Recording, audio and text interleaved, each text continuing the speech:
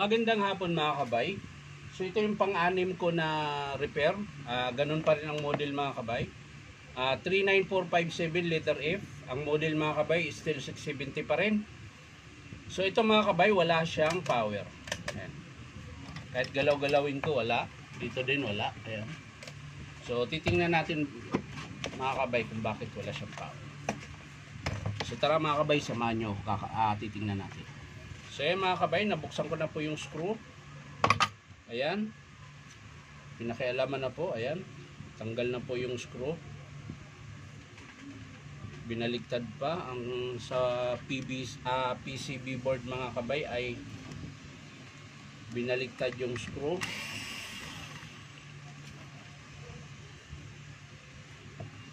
So titingnan natin kung bakit.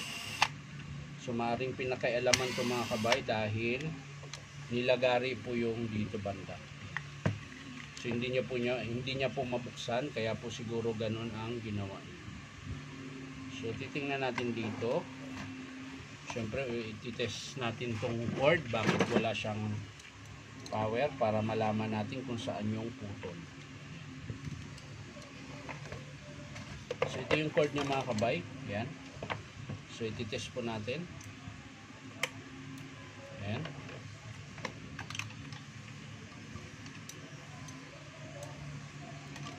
So yan mga kabay. Check natin yung tester natin kung naka-on. So yan mga kabay, gumagana po siya. Tester natin ngayon dito sa brown. So wala siya mga kabay. Lipat tayo sa blue, wala rin. Lipat tayo sa kabila. So yan mga kabay, yung blue ang meron, pero yung brown wala. So maaring putol siya. So try natin dito. Tingnan natin kung may gumagana. Ayun, gumagana siya mga kabay.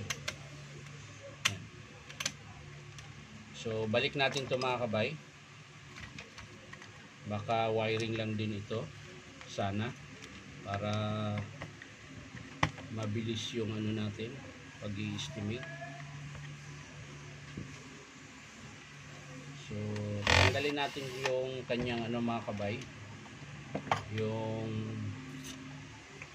cord. Saan yung plot ko? Plot, nasaan ka na? Wala dito. Hanapin ko lang mga kabay. So yan mga kabay, hindi ko na po tinuloy tanggalin dito dahil nandito po ang sira. Ayan po, putol po. So ngayon, para malaman natin kung sa plug lang ang sira, kailangan nating i-rekta mga kabay.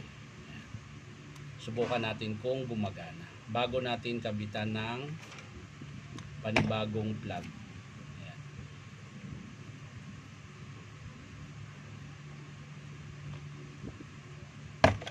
So titesting natin mga kabay. Tingnan natin kung gagana siya. Yun, ano? Yun.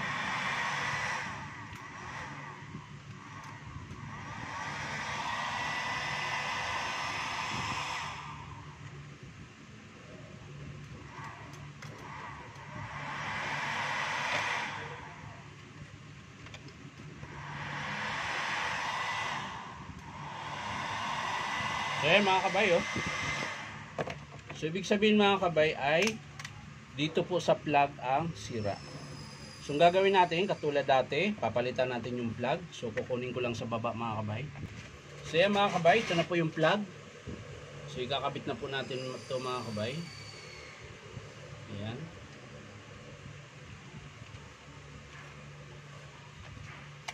So sa mga gusto magpa-repair mga kabay, punta lang po kayo dito sa Powerman Hardware, 530 T. Alonso, Santa Cruz, Manila. So hanapin nyo lang po yung signboard na DeWalt Stanley Black & Decker. Ayan. So pre-estimate pa rin naman tayo mga kabay sa DeWalt Stanley Black & Decker. Pero pag ibang brand mga kabay, may charge po yun. Ayan. Stanley Black & Decker lang po tayo na pre-estimate. So yan mga kabay, nakabit na natin. Sisaksak natin ulit bago natin isara.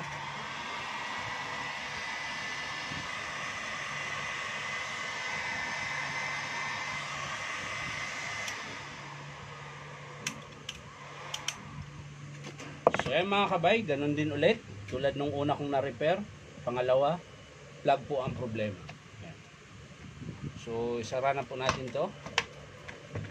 At para tayo po ay matapos na.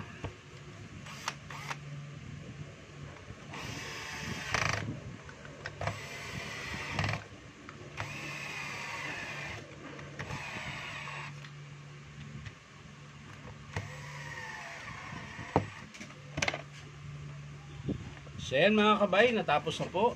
Maraming salamat sa panonood. At syempre, pa-like and share na rin po. At baka naman po pwedeng makahingi sa inyo ng isang subscribe. Ayan. So maraming salamat mga kabay. Bye-bye.